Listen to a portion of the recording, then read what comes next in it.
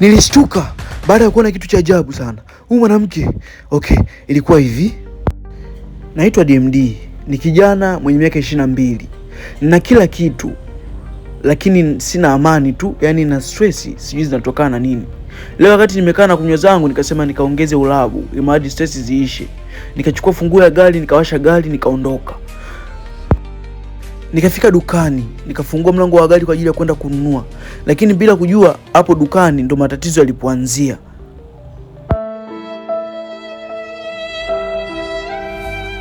Huyu dada niliona kama malaika aliyoshushwa kwa ajili yangu. Na hizi stress nikasema atazituliza zote huyu mdada. Ikabidi niondoke hapo dukani, nichukue ulabu wangu, then nikaenda kumsubiria kwenye gari. Nikaingia kwenye gari, akili yangu kinituma hawezi kukataa kwa sababu wanawake wa sasa hivi wakiona magari kama marage ya Mbeya tu, naye kukataa. Akaingia kwenye gari, nikamwomba sana twende tukazungumzie nyumbani. Akajibu hivi, sawa twende, ila tujue kwamba sitakaa sana. Mambo si ndo hayo sasa. Nikasema leo naenda kujilimbwasa, naenda kujilia kama kichaa. Tukafika maskani, nikamfungulia kama mfalme tu. Afu nikishamaliza mambo yangu sidhani kama nitamfungulia au nitamfungia mlango. Nilipofika nyumbani, nikamuuliza kinywaji gani, akachagua maji tu. Ana mambo mengi mdada wa watu. Then nilipomaliza kunywa maji, akaniomba nimuoneshe choo kilipo. Nikamuonesha choo kilipo, nikasema mambo si ndo hayo sasa. Mtoto anajiongeza, anaulizia choo ende akajioshe na vitu kama hivyo.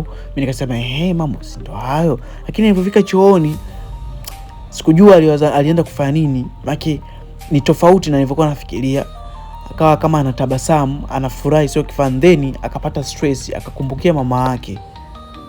Ukimpata mwanaume mnganganie, si unajua una jinsia mbili. After kumwaza mama yake, akajiandaa. Nafikiri mama yake umemsikia neno aliongea.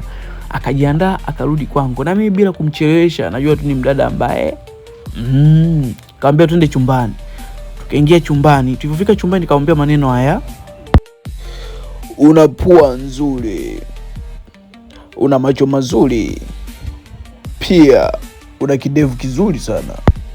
Asante. Nikamvuta kitandani ili tufanye kilichotuleta bwana. Mama ana jinsia mbili. Kumbe ana jinsia mbili huyu dada. Ana hakika na kiume. Ilinitia stress sana hiyo kitu.